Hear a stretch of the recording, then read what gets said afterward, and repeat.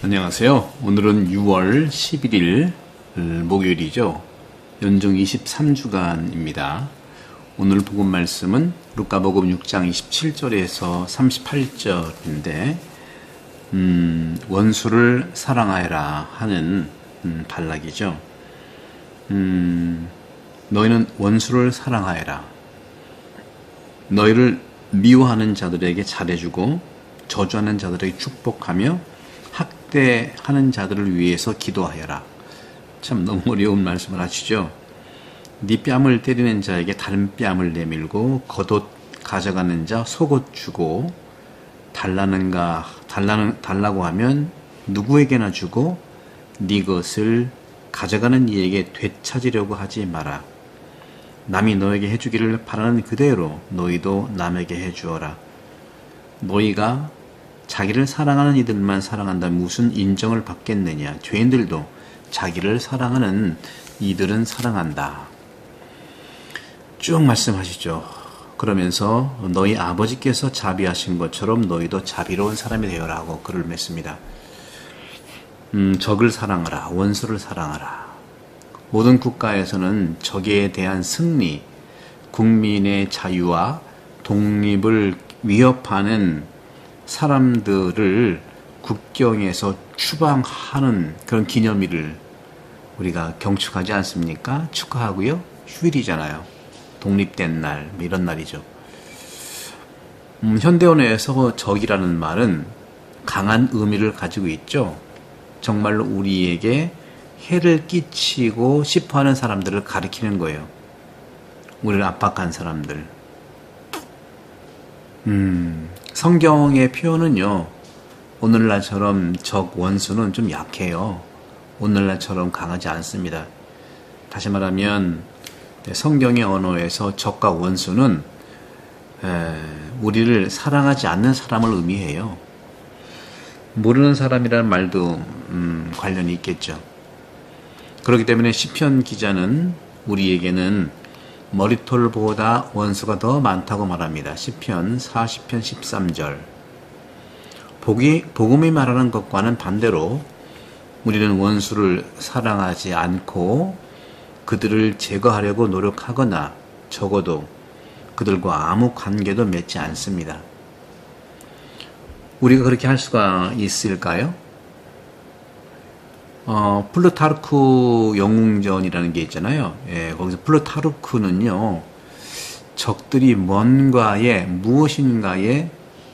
어떤 면에서 유용하다고 말을 해요. 손자병법이죠.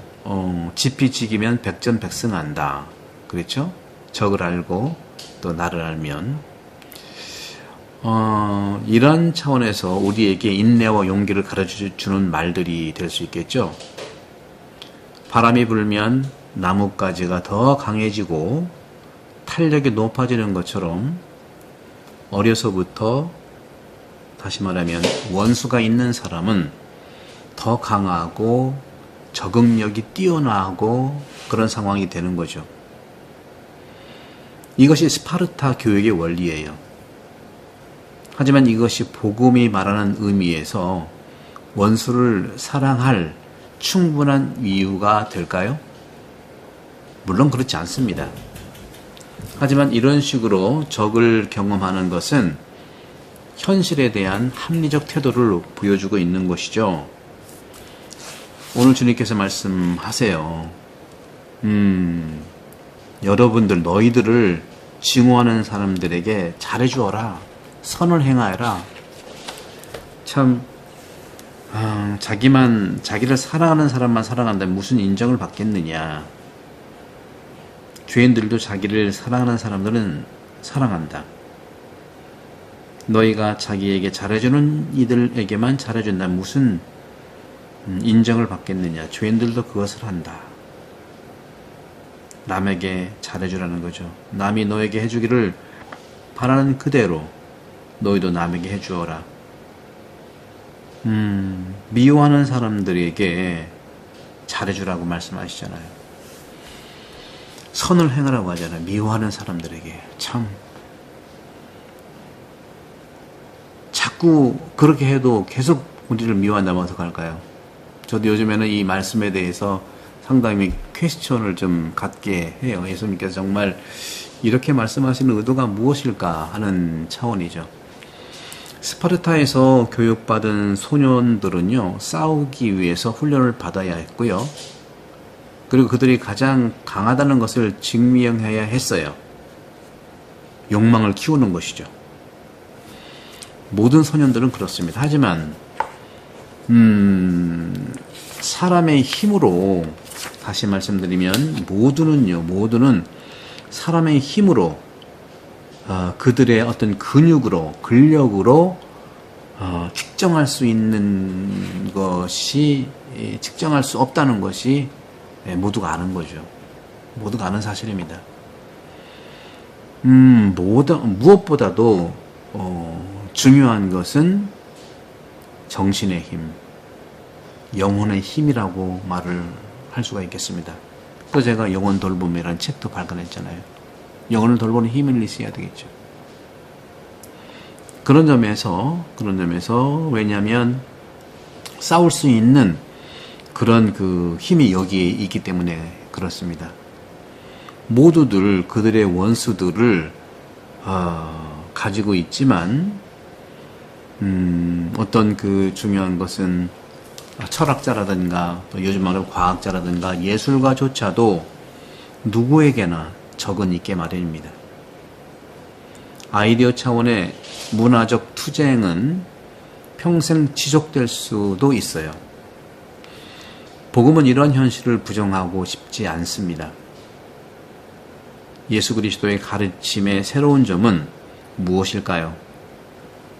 예수님께서는 또한 승리할 수 있는 강하고 용감한 제자들을 원하시기는 해요. 하지만 그렇게 원하시되 사랑이 꽃피고 모여드는 성령의 현장에 있기를 원하십니다.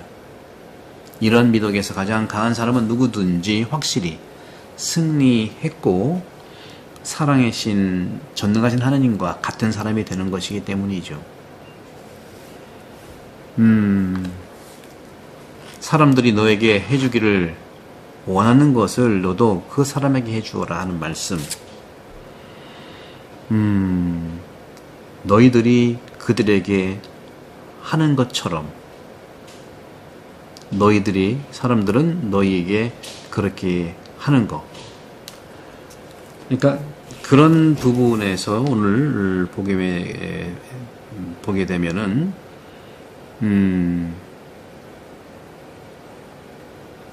사람들이 너에게 해주기를 원하는 것을 너도 그 사람들에게 해주라는 말씀이죠.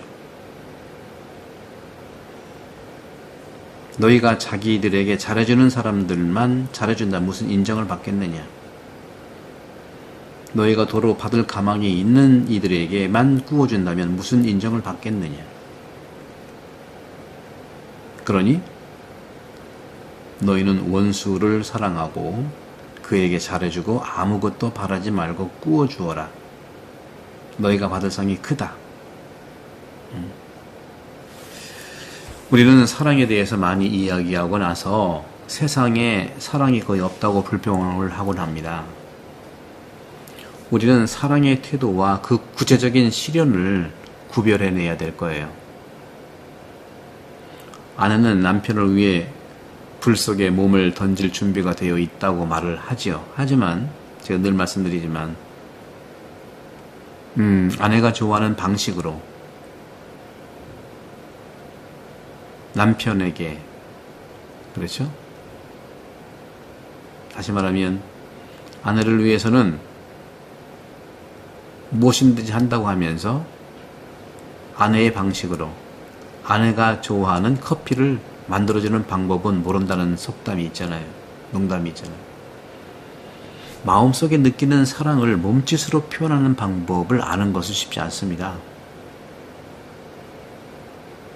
그래서